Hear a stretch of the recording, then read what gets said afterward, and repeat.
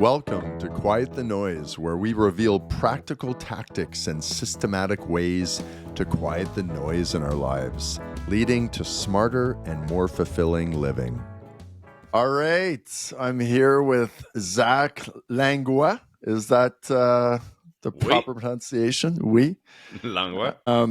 Zach Langlois, I will allow you to do a bit of a bio, but I've known Zach for, I guess, the better part of a year and a half, 2 years now. That's right. Yeah. We got introduced by Freddie, and we met at Beatrice Coffee. Well, actually, no, it was the other way around. That's right. We met at Beatrice Coffee through, I forget who the connection was, and I met Freddie through you. So it's been a little bit, man. How are you? I'm doing very well, man. Excited to chat with you. It's whether it's a coffee shop or jumping on a bit of a podcast, man, our conversations are always epic. So I'm really pumped for this. Yeah. Me too. You know, we go from a pure caveman to aspiring Buddhas, all in the same conversation. And your company is a testament to both, I would say. Oh, that's very interesting. It is a testament to both the inner caveman and the inner Buddha. So how about you just give a little bit of a bio, Zach, and then we'll dig into it. Yeah, I mean, hey, I guess by title, I am the CEO and co-founder of Northern Raised, and Northern Raised is a company that is built to connect people with their personal well-being through the food on their plate. We do that by delivering natural, sustainable, ethical, and local meats from Ontario farms. And, you know, outside of that, I'm a young father, just a guy that is really, pursuing knowing himself, being the best version of myself. I know that's something you resonate with and how we connect in so many ways. But yeah, man, that maybe as a quick bio is who I am. Nice. You know, you mentioned, how you double down on food, and you mentioned wellness and well-being. And so, a lot of people are focused on diet these days, right? But what made you double down on this? Like, this isn't obvious. Yeah, I mean, it strikes me as obvious now, but that wasn't always the case, right? If you go back, probably about 8 years ago, you would have met a guy that was adrenally shot, emotionally wrecked, worked a corporate job that really destroyed, who I was from my physical body, my emotional stress.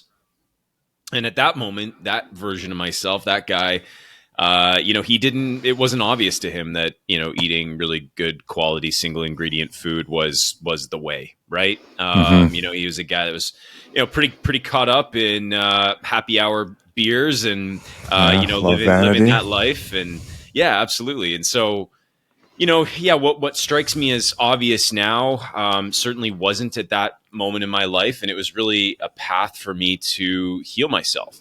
I found lots of modalities along the way, food being just like a really great kingpin to, how I could be intentional in what I was consuming and then see a direct kind of biological impact, to my state of being and my physical body, but also to my emotional state too. And that was kind of a cool, feedback loop to compare and to experience something with. And, that radically transformed my life. Grateful for that and grateful for uncovering that. And yeah, it strikes me as obvious today and has been ingrained as habitual today, but wasn't always the case. Yeah. Well, it's obvious today, but few people still do it. So Fair. What's obvious doesn't mean it's being followed by any stretch.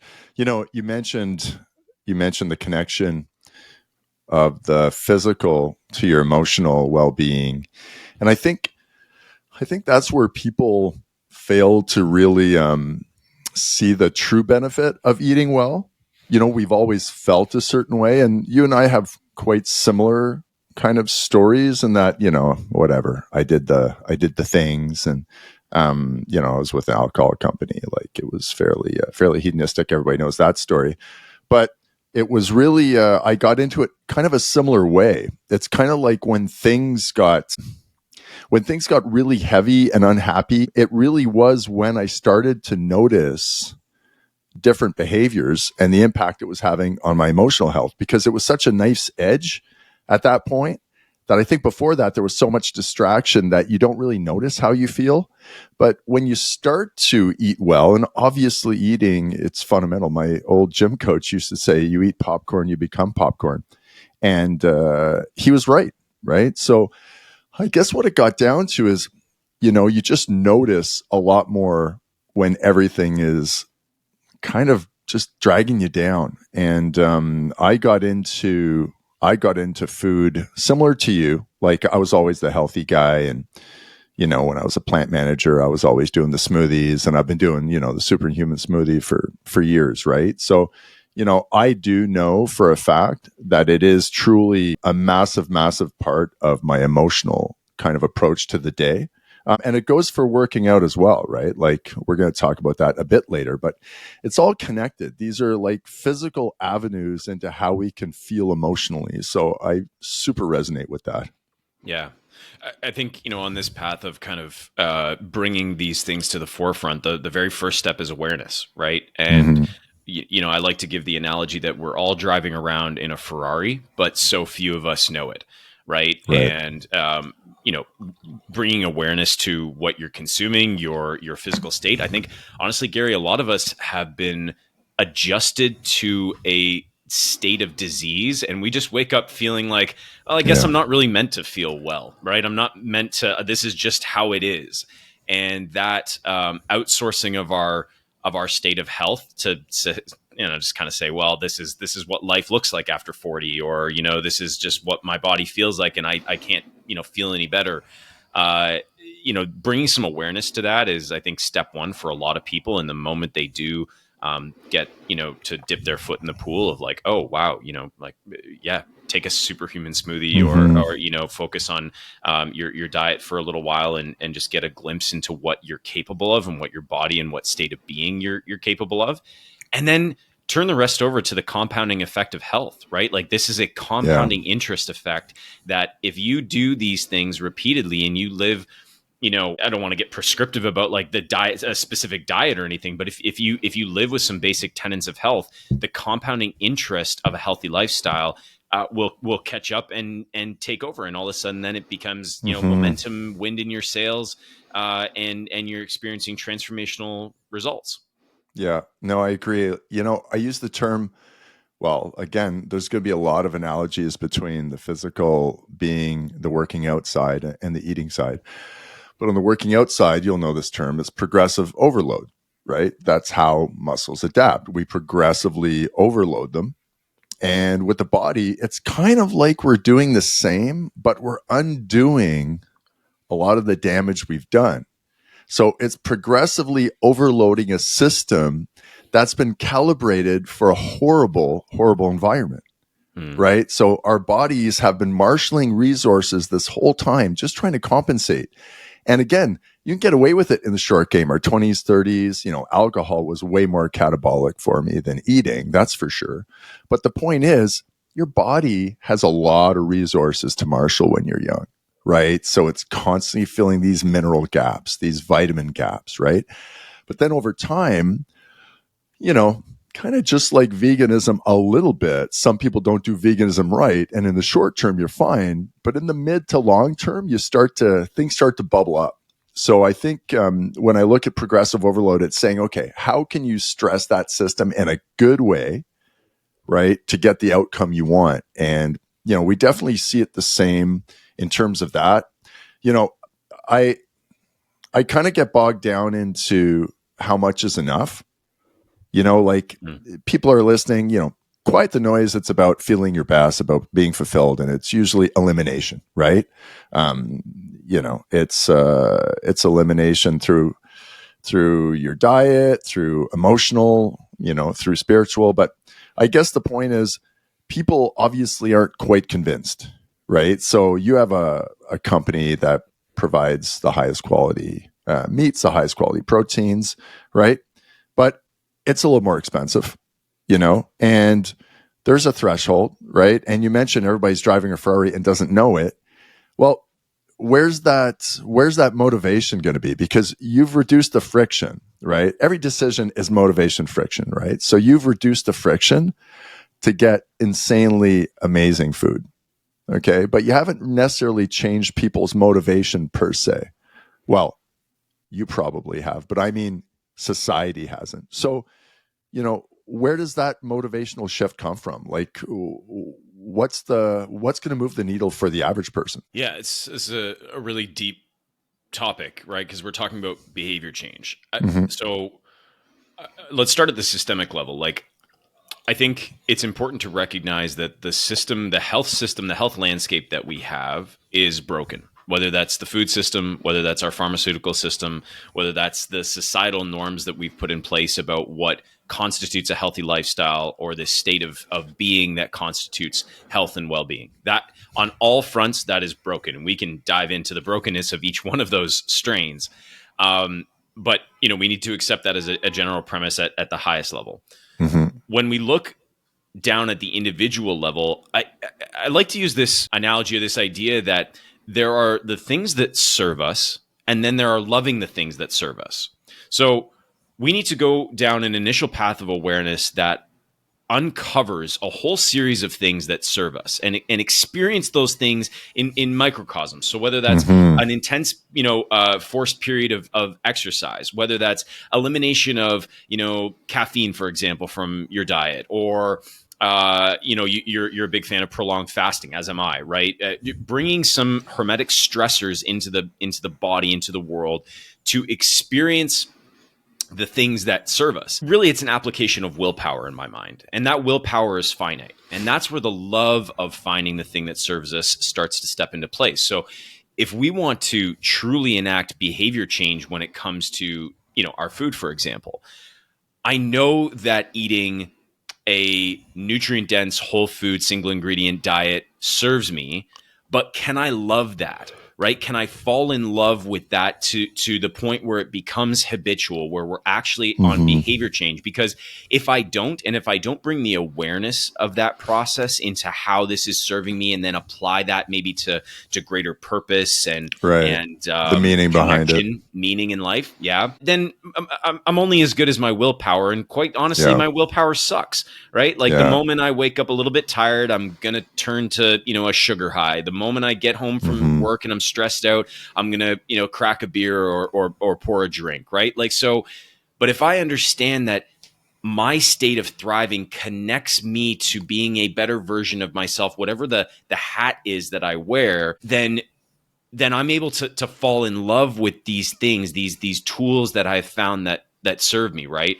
I think intense periods of elimination or dedication to a certain program or diet type or whatever, those are beneficial. But again, that's long term. That's not longevity in thriving in that state. That's simply applying pressure to a Mm-hmm. A condensed system. period of Yeah. or a condensed system for a moment.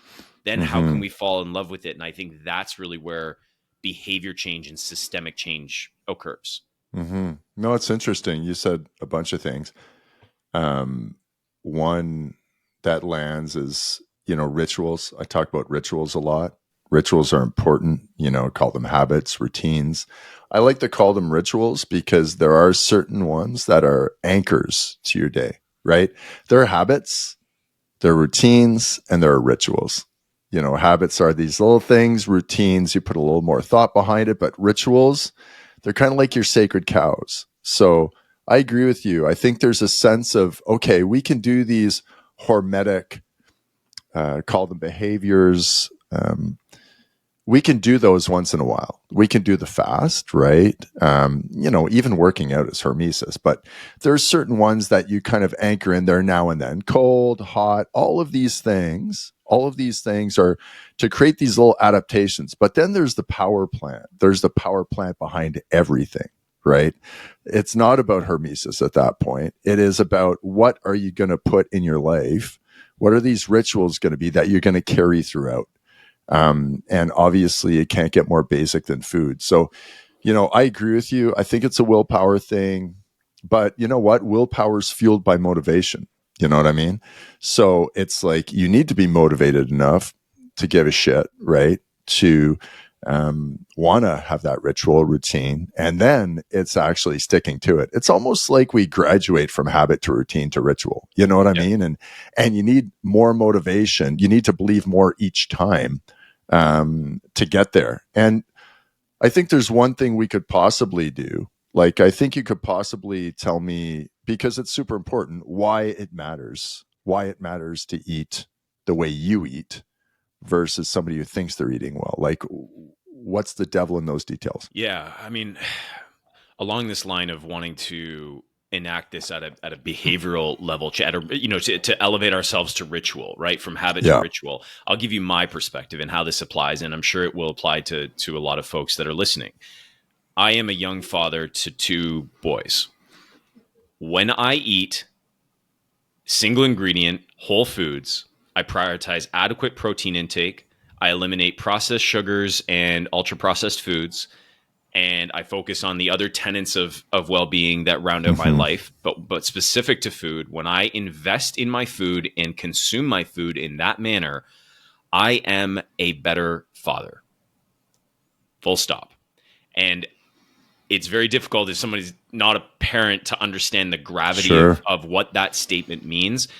But to show up as a better father is something that is so core and integral to my being and how I want to show up in a role that I need to play for my sons and in my sons' lives, that is so important to me Mm-hmm. that I don't see another option. And I notice, kids are such a great mirror to this. They're an immediate feedback For loop. sure. If I get home at 4 o'clock and I'm nodding off on the couch and I'm, turning on the TV to, just babysit them for a minute, they know. They immediately respond to that, right? They see that dad's not on his game and they're pushing at you, going like, "Dad, let's go. I want to play." And when you feel like you don't have the tank and the gas to reach that as a parent, it hits, right? And Yeah. so Yeah. that at a I just want to speak to that on a personal level, because that to me is where it becomes ritualistic. My children are a part of my ritual, right? They're a part of the Mm-hmm. deepest core, emotional and spiritual components of my life and my identity as a father. So that's in a nutshell for me how it shows up. I think there are other ways for people to, and you really don't want to demonize Gary, right? Like, you don't want to get into No, this no, like for finger sure. pointing of like, It's not a judgment thing. We right. all have our place, right? Yeah. But I do think like maybe there's a topic to touch on in terms of when you're bringing intention to what you consume. I speak a lot on the conscious consumption of food Yeah, and yeah, yeah. I love having a that. conscious Yeah, connection yeah. with your food. And this is a really great way that becomes a little bit more, call it diet agnostic, right? Or and Yeah. so we get out of the granular just a little bit. If we There's can no widen the dogma. lens, Yeah. I would take the dogma out of it. Then we can look at conscious consumption, and I think that is a way to elevate your consumption game that will bring so much awareness to the process. Will bring so much elevation to how you consume food, is to Yeah. have that conscious connection. So anyway, I I love don't know if that. that answers your question on No, kind no, of it both does. fronts there. Yeah, yeah, yeah. No, it does. Like, I guess the first question was, what does being a better father mean? So that was the first question. And then, I want to double click a little bit on that conscious consumption. I love that concept. It resonates, similar to slow productivity resonates with me, the slow movement, slow eating, I think conscious adds another element to it. So we can double down on that. But, what does being a better father mean? So I heard you talk about energy, right? Obviously, not being able to do the things as a dad. Okay, I get that. That's fairly obvious. Um, but it's also, when I hear that, and I'm about to have a baby, right? Little Emma's coming a couple months. So, um, what I've started realizing recently, and I know this sounds stupid, but I have a dog, you have a dog, and I'm telling you, dogs, I'm convinced. I like numbers, so let's just say like a range. So humans are like a 20 to 25% out of 100 in intuition skill. Like, the ability, our intuitive ability is like a 20 to 25, whereas a dog is like a 99.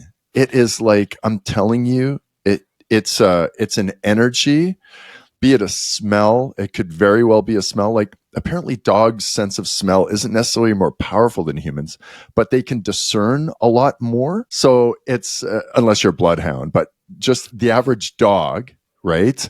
I heard this recently, and it kind of makes sense to me. So now it says it's very discerning. So when you think of the dog reading your energy, I don't know about you, man, but when I'm a little off, and this gets to the point of being a better dad, when I'm a little off, Luna knows I'm off, like within seconds. And I'm not talking about I'm running around yelling. No, I'm just on the couch. I have a state change that I've barely even noticed, that I'm not mindful enough at the moment to realize I've had this state change. So I've been mind wandering and I'm in a negative place. Luna will crawl up my body and start licking my face. And I'm telling you, it is a level of intuition that is off the charts. And my point being, as babies, I just realized, and I'm going to finish my story soon, Zach, but I have a nephew. This is super cool. I think Casey would be okay me telling this story. So our nephew stayed with us for a bit, and he only speaks Spanish. He doesn't really speak English. So we never really communicated. And he was with us for a bit, like enough to observe me for a while. And he started influencing his mom and dad because he would see the way I would eat. Again, I never said a word about it. And he would see me, oh, Gary doesn't eat at night. Gary's not eating this. Gary's not eating that. If you don't do like Gary, you're not going to get muscles. So I obviously was walking around with my shirt off a bit. But the point being, he associated this, and he was such a sponge. And I think as babies, and obviously we have advanced language centers and everything, right? Our brain is different. We don't have a fully developed prefrontal cortex. So other parts of our brain are getting all that energy. And I believe they're super intuitive. Like a baby would be like a 70 to an 80, a dog being 99, and you and I are like a 20. So you being a better dad, I think, is infinitely more important when they're that young. Does that resonate? Absolutely. I mean, so children are sponges. To your point, they will absorb all of the information that is environmentally available to them. And they are picking up on stuff that we have no idea. That level of intuition, especially at that age, is really dialed. But they're also a mirror. And when I say that they're a mirror, and this is just something that I'm becoming so much more observant of in life, is that so much of our external world simply mirrors back our state of being, right? And if there's a way to get that as an immediate feedback loop, spend some time with some children and watch them mirror your shit back to you.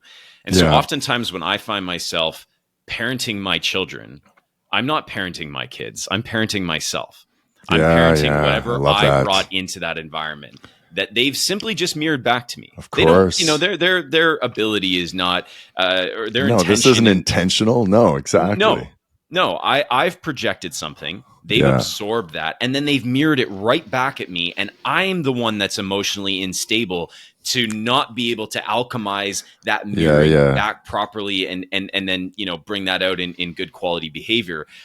I'm the one that has to reparent myself. And so, like, when you talk about what's a good dad, and you said it beautifully, like when we talk about just sort of percentages of intuition and how we actually regress in life. I think maybe one of the ideas about how to be a good father, but just a good human, is how do I reverse that process? Like, how do I bring back my intuition in life? How do I remember these states of being that I once could achieve as an infant or a child, and bring back toddler. Some of that childlike, state of wonderment and curiosity and awareness and presence, intuition, empathy. These are all things that we get programmed out. And, to tie it back into the food element, like, biologically, we're receiving information constantly from all types of sources, and our food being such a huge determinant of this, that I end up taking away my ability to tap into that childlike state of wonderment Mm-hmm. I and love that. connection, because of what I'm ingesting. And so when we consume consciously on a path, if my highest calling is to know myself, but to be a great father, and I can increase my ability to be aware and connect through what I consume, and use that as Mm-hmm. this tool, this little mechanism, this little reminder on a daily basis to Yeah. consume or to be conscious about what I'm consuming. That just brings so much more elevation and awareness to that final goal of saying, like, yeah, I want to be a better father. How do I get there? Well, let's start with like knowing myself and being aware of what I'm consuming. How does that affect my state? How does it affect what's being mirrored back to me in both in my life and in my in my family dynamic? And those are just little reminders, little checkpoints, little awareness points along the way. Yeah. And Yeah. by the way, that can be achieved without children. I'm not saying you got to go have kids to like get, No, no, but it's an obvious but mirror. No, yeah. dude, like there's so much in there. Um, so many cool things because it's true. It's true that all these things, when you're mindful, when you're mindful, you're made aware of what's happening, Mm-hmm. right? And if we take it back, back to the brain, look, I'm not a neurologist. I read a lot about different things, but this is completely just me kind of spitballing here. So, what changes as we age? We develop this more advanced prefrontal cortex, right? So in our 20s, that's finished developing, and that brings on a lot of its own problems, right? We get consumed in that part of our brain. We get consumed at reasoning everything. We get consumed at judging. Our ego is really present.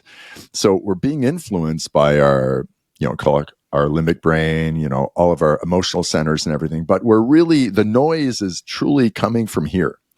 So if we talk about quiet the noise, it's literally all this noise that's being created. So it's kind of muffling the signal of our intuition. So it's funny, you talked about mirroring and the feedback your environment's giving you. I call it engineering your environment. So I have this process. I break life down into 8 pillars, partner, family, friends, career, et cetera, et cetera. So there's these 8 pillars of what gives you meaning in life. And what I try to do is I make it less judgmental about who I am as a person and more auditing the environment that I've created. So it's a little bit of the other side of the feedback loop compared to your piece, right? Because it is a back and forth loop.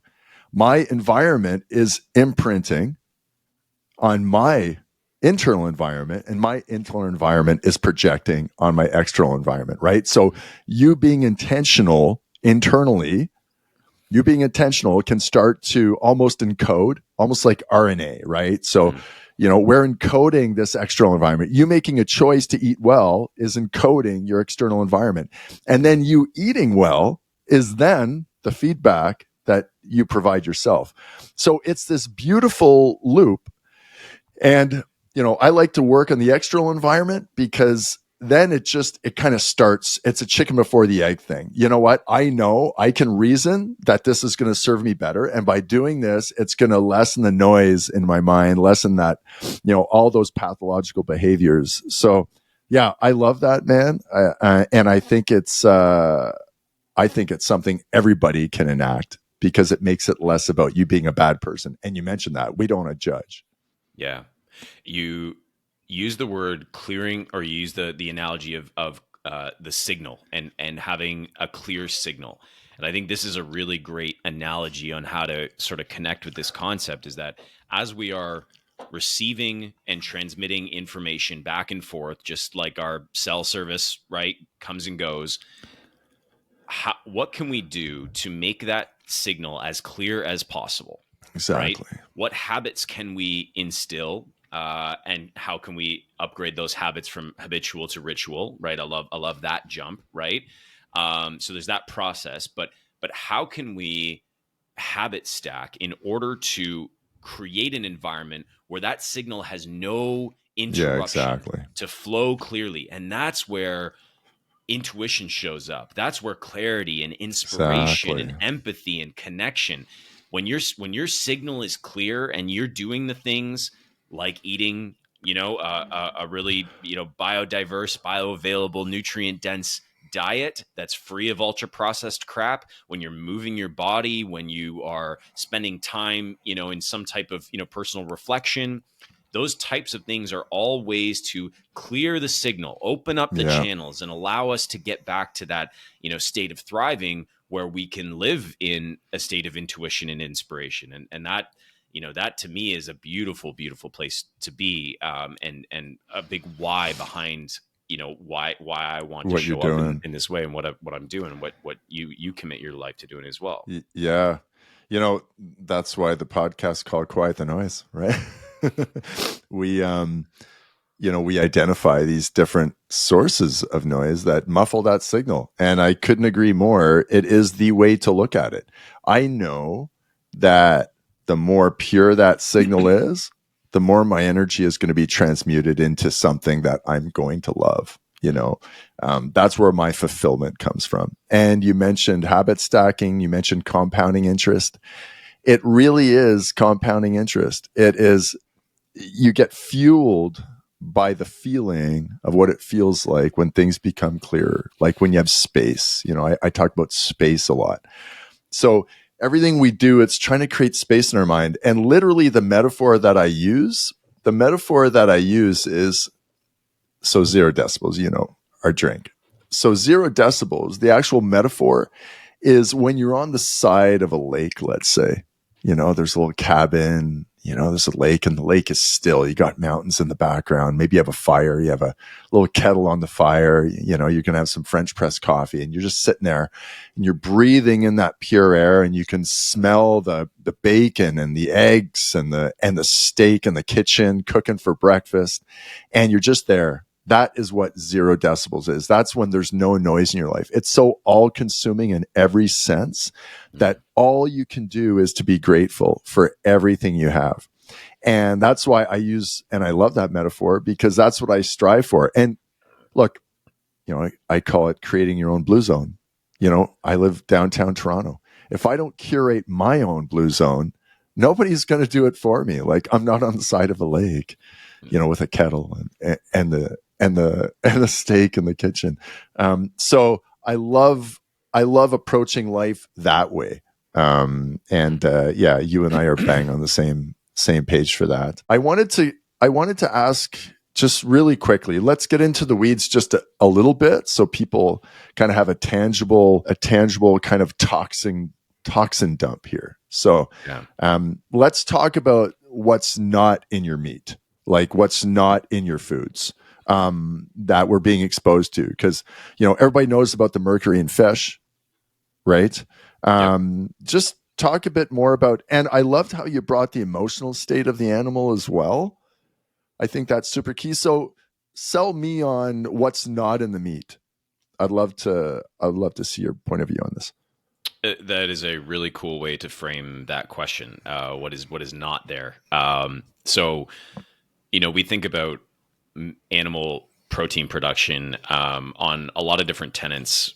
Our core ones being that natural, sustainable, ethical, and local, and sort of asking questions around environment on each one of those. But I think specific to your question, we want to think about what is not in the meat in terms of both the environment and the diet that these animals are Yeah. consuming, right? So we advocate highly and partner with farmers that are raising animals in a species-specific environment, being fed a species-specific diet.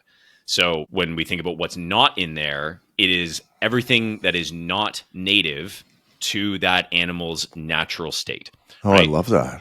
Yeah. So for cattle, for example, a ruminant animal is meant to graze on pasture, live in a grass-fed environment, remain on that in that environment for its lifetime. It is not meant to be moved to a feedlot. So our animals are not moved to a Sure. feedlot. They are not fed ultra processed grains to fatten and then bring them to market. They are not dumped with growth hormones, steroids, antibiotics, et cetera, in order to keep that animal, it's just sort of at a baseline of health that we can basically just keep them alive until it's, ready to send Yeah. off to the processing plant. So that is not what is in our food. Our food does not contain things that are not natural to the environment in which that animal was supposed to be raised. Nice. I love that answer. And it's funny when you were saying that. I was obsessing over water yesterday. I went down a rabbit hole. Emma's coming, and I'm ultra careful at what my wife consumes, Casey, and super, super mindful of what Emma's going to consume. And it starts with water. So I've been doubling down on what's in our water. And the whole story with water. They're finding trace pharmaceuticals in there. They're finding forever chemicals, PFAS in there.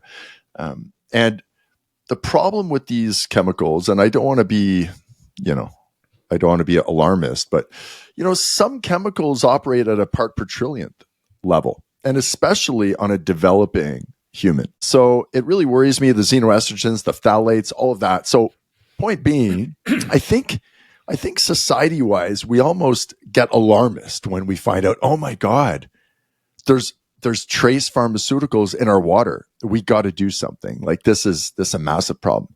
Yet we all knowingly consume more chemicals in our meat, guaranteed, than in our water, depending on the meat you buy. So it's funny how I find the framing is very different. We kind of rationalize it because of the money behind buying good food. Water's free, right? So God forbid there be anything in there. It doesn't cost us anything to complain about it. But for me, it costs us something. It costs us something to make that choice. And I love the way you framed it, but I think people have to start to make those connections that a chemical is a chemical. And if you're worried about the source of chemicals here, then really how much you're worried about it. Like how much do you really believe it's a problem if you're not willing to make a small dietary adjustment? And again, people don't have to eat a 12-ounce filet mignon every night. That's a lot of meat. But you know what? Treat meat as a delicacy. Treat it as your 4 to 5 ounce piece of filet or rib steak. Like we don't need to be gluttons. No. Everybody's associates steak with being gluttonous in this, but no, it can be a super nutrient dense, and especially what you sell. A really key part to a great diet to make you feel good. So, I think people need to make that connection more. Bunch of stuff there resonate on a bunch of levels, right? You are right from a consumption perspective. The idea that consuming meat is unattainable because it is costly, yet you will drive through the Starbucks drive-through twice a day. There's a broken connection there, right? Yeah, no questions asked. We've got this notion, and it is through a bit of an overconsumption mindset. Like, you walk into Costco and you see a flat of 20 chicken breasts in a pack or whatever, and you're thinking like, oh my God, is that how I have to buy meat in order to consume meat, right? And every man commercial you've ever seen for steak and beer is mountains of food, right? Yeah, it's a 16-ounce steak. Exactly. So we need to reframe that when we talk about meat as nutrient dense fuel. You don't have to consume a 16-ounce steak to get there. That's the point of nutrient density, right? And if you're going to consume meat, you don't have to go the Costco route. You can purchase from a local farmer. You can create your own blue zone. I mean, that's a bit like it's what Northern Raised has done in a sense, right? We have been able, we've added to Gary's ability to create a blue zone within Toronto, in the downtown core by bringing the farm to you. I'll deliver this right to your front door, right? Yeah, and so, genius. Not only do you not have to overconsume, we have something like 50, it's close to 47, 48% food waste in Canada. Like when people talk about the cost of food, yet we throw out 48% of what's purchased. Like imagine if you walked into the grocery store having spent, $250, $300. And I just walked up to your cart and I grabbed 50% of it and threw it on the ground and said, okay, go home and consume the rest. You'd be pissed. Yeah, it's You'd be insane. pissed because you would see in that moment that food is an investment going to waste. But Yeah. when it comes to having leftovers sat in your fridge, or and this kind of gets to a deeper, when we talk about that conscious consumption, it gets to a more of a disconnection level, right? When we consume a diet that is rich in ultra processed foods, we lack any need to have a conscious connection with that food.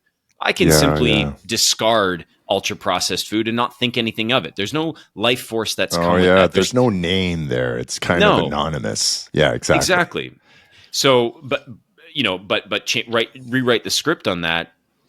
All of a sudden, we're connecting with knowing where our food comes from, understanding the process, have being given transparency to that process, which has been Hmm. completely destroyed. Right. I That's love what that. my hope on what I'm passionate about is Hmm. restoring those connection points, so that when it comes time to consume, you can do so consciously, you can do so in a connected way that encourages a lack of, or it discourages the ultra consumption mindset. It Yeah, yeah. encourages, quality over quantity, and it brings that value. It restores the value back to the purchase of food, rather than simply just saying, well, I can't afford meat because it's a premium item. Of Well, course. you can afford your 3 trips to Starbucks over a weekend. Yeah, yeah. The harsh reality is you can afford to eat some better quality food. Yeah. You said you said a bunch of good things there. I want to dig into. I think there was an aha moment for me, and I love it. Like I love when you mentioned connection, and we so often gloss over this, but it's super interesting when you look at conscious consumption. And you look at, because I buy my eggs from the farmers, from a Mennonite farmer on Saturday mornings. They come here from St. Jacobs, right? I live next to St. Lawrence Market. So I'm super lucky. The farm literally comes to me every weekend and pretty much every day. Um, but but when I eat those eggs, I literally do feel different. Like I literally do feel more connected. I feel way better eating those eggs. And I feel way better eating my smoothie. Like I'm very connected with my food. And I it feels great. And when you mentioned conscious consumption, yeah, we can actually fuel this connection by knowing where the meat comes from. Every time you're going to take a bite into this meat, you know you're ingesting goodness. And I think it's just so important from a mental standpoint. And it almost is the conscious consumption comes automatically when you're connected with your food. You don't have to think about it. You just literally are eating more consciously. So it's not like this thing I have to write down a routine or a task. No, no. It's gonna actually create what I'm seeking just by changing each of these components the best I can. And again, it's no judgment, but I think that's really awesome unlock. And I think yeah, you should almost have a conscious consumption starter pack. That'd really be cool. We're not going to come up with marketing things today, but I love it, dude. I love it. Since we're talking about food, I talk about this all the time. I'm a self-proclaimed protein expert. I know you like to work out. I like to work out. My working out has changed. I saw you lifting 315 pounds the other day. That's a big man bench. Not too many people doing 315. Probably one in, I don't know, 2,000, maybe 5,000. So that's rarefied air you're breathing. So all that being said, when we look at the amount of protein we need, so I've been doing some digging there, and I think the consensus is, you listen to Stu Phillips, and there was another gentleman I listened to the other day, and it kind of triangulated at this 40 to 45 grams of good protein in a sitting to essentially kickstart muscle protein synthesis. So everybody knows that everything happening in your body is protein based, essentially. Like all these enzymes, all these reactions are all catalyzed by enzymes that are built from amino acids, that are built from proteins. So our body favors, right? Favors creating these enzymes and keeping the body running. And then above a certain threshold, And this is potentially leucine dependent. So that's a key branch chain, but we're not getting into too much detail. But at around 25, 30 grams, your body kicks into, okay, I have enough protein. I'm going to start building muscle. And we're constantly between anabolism and catabolism, right? We're constantly either between muscle protein synthesis or a deficit where our muscles are actually being used as a battery to fuel the body with those amino acids being broken down to make sure the body runs. So protein is insanely important. So I just wanted to kind of talk about, okay, in a sitting, if it's, let's say, 45 to 50 grams of protein. Now, I don't know how much you weigh, but say you're 200 and change. We're consuming about 1.6 to 2 grams of protein a day.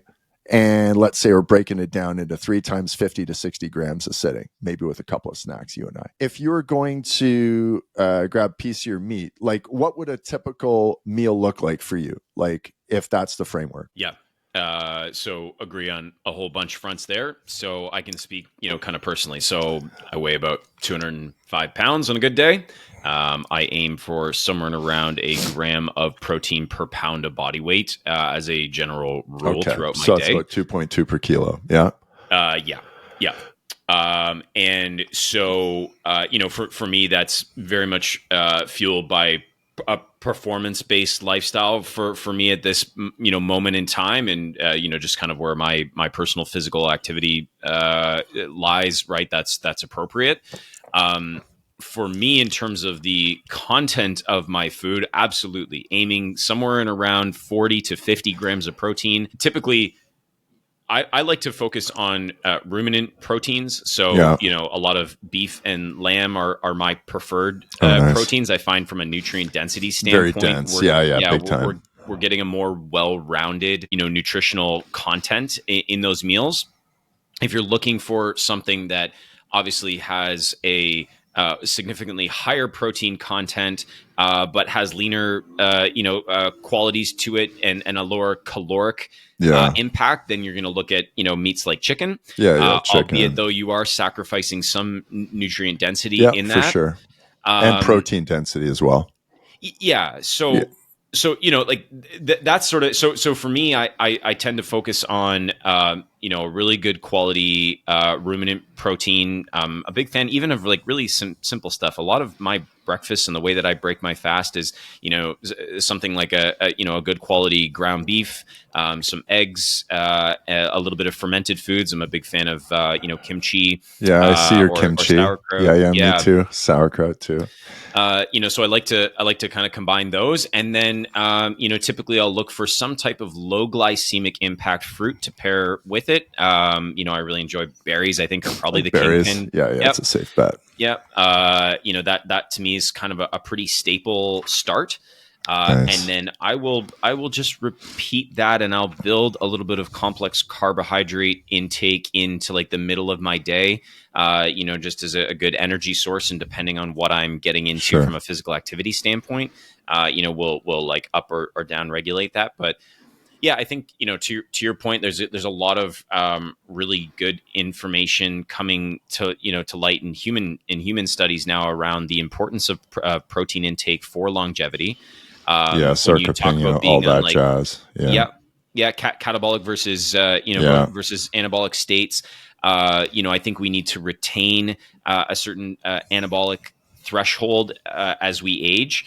That's an incredibly important thing for muscle density and really informing the body to grow and recover. There is some I think caution around like mTOR activation and things like that and cancer markers. My personal view on that is that most of our population is living far below a protein intake that would I agree. Put us in that type of state. And that's not binary. I've dug into that ad infinitum. The jury's still out on the net effect. Look, I truly do believe if the body is put in a state of growth naturally, it's meant to. If the body is put into a state of growth unnaturally, it's not meant to. That's my belief. So if you're taking a human growth hormone or a steroid, I believe that is an unnatural input that will not necessarily serve you net net. Yeah, it'll give you the growth, but again, we're talking about the opportunity cost for that growth. And I truly do believe that, to your point, the mTOR conversation, I truly do believe the net net is still a huge positive. The body's reacting to what you're giving it. This is reminding me actually of a conversation that you and I had when we were talking about aging, and I think you're a little older than I am, and I was asking you about what are the key markers to kind of age at the state that you've been able to Yeah. achieve from a physicality perspective, and you talked about the need to keep the body under a state of growth for as you age, right? And so that really Exactly. stuck with me, that if you are constantly informing your body that we're still growing, we're still Yeah. able to bear a certain amount of stress, whether that is, it's all hermetic stress, right? So whether we're Of cold plunging or course. whether we're Yeah. working out in the gym and, Working out. Yeah. exposing our bodies to physical load, I think that's a great way to kind of retain that anabolic growth state. And then from a food perspective and intake perspective, then inform your biology through what you're consuming to heal and repair. Yeah. And that Exactly. comes primarily with a really healthy protein intake that Mm-hmm. I Big think time. there's some variance out in the research, but somewhere in pounds at least, or grams per pound of body weight, 0.75 to about a pound, or sorry, 0.75 or a gram of protein per pound of body weight, seems to be in line Yeah. with sort Yeah. of Yeah. optimal intake. Yeah. It seems like that's the jam. Um, and you made a good point. Now, again, the research would tell us that as we age, we become less efficient at protein synthesis. However, we can offset that by increased protein consumption and better protein consumption. So that's a choice. And again, we're always growing because we're always falling apart. Like so, you know, we're just treading water. I'm just treading water. I'm not going from 200. I've been 200 pounds for 20 years, like literally plus or minus a pound. It's a little insane, but I can see myself, and I'll calibrate and I'll work 10% harder every decade and I'll eat 10% more protein every decade per day type of deal. Like, so I'm constantly kind of calibrating. Those are the two levers, right? It's the load you put in your body and it's how you feed it. I'm Mm. constantly calibrating those to get to that place where I have the growth to offset the increased rate at how I'm falling apart, right? Mm. So, again, it gets back to the emperor conversation, but I truly do believe we're treading water here. I'm not growing from 200 to 300 pounds, right? So I love that. We're gonna have to wrap it up. Jeez, we could talk for days. But there's a lot of really cool things, brother. Before we forget, how can people check you out? Your handle, the website, all that jazz. Yeah, I mean, love to connect personally on all these types of things. But Instagram's a great way to find me. It's Zack, and you can also find Northern Raised, northernraised.ca, Northern Raised Meats on Instagram. Both, great starting points, and lots of information there. Always love to connect, personally, and have these types of conversations. We could go down some fun Yeah, rabbit I holes, know. and I whether know. it's on, more of that kind of biological and performance side, or whether it's on the conscious connection and spiritual emotional side of this. I think really all of these I like to see as we're a giant system made up of systems, right? And so we need to Yeah. honor all parts of these systems, and it's so cool to explore how they all work together, right? That we can dive down some biological Yeah. rabbit Yeah. hole and Yeah. then tie it back to conscious consumption, and it all symbiotically works to achieve homeostasis, right? Yeah. We are Yeah. all on this path to achieve a state of balance. So yeah, no, that's where you can find me, I and love I love that. to do all of that. Yeah. Yeah. It's almost like fascia, you know, our fascia is all connected, kind of like a spider web, right? If something happens in one part of your body, you might feel the effects of it in another part of your body. So it's super interesting how so many of these concepts show up in nature, Yeah. and I think there's a, I don't know if it's a realm of science, or there's a study called biomimicry, right? And It's actually looking at different insects, animals, and looking at certain biological processes and traits, and how we can kind of mimic those, such as the tensile strength of a spider web. You know what I Mm. mean? But that's super, super cool. You know what? We're going to have to chat again, because we didn't even talk about the physical piece. You know, you have a really good physical program. You and I, you and I could jam pretty good on that, actually, for a while. And that could be like a Quiet the Noise episode and how we move, right? And we could focus on growth. I think that'd be super cool. And I'd also like to maybe dig in on another episode on conscious connection to everything we do. Mm. I think food was a nice little teaser, but I think we could just go down the rabbit hole of that in general, and that would be tons of rabbit holes. Beautiful. I'd Awesome, love dude. both of those things, man. Wicked. Well, thanks so much, Zach. You know where to find him. And once again, thanks for joining us on Quiet the Noise. Awesome, dude.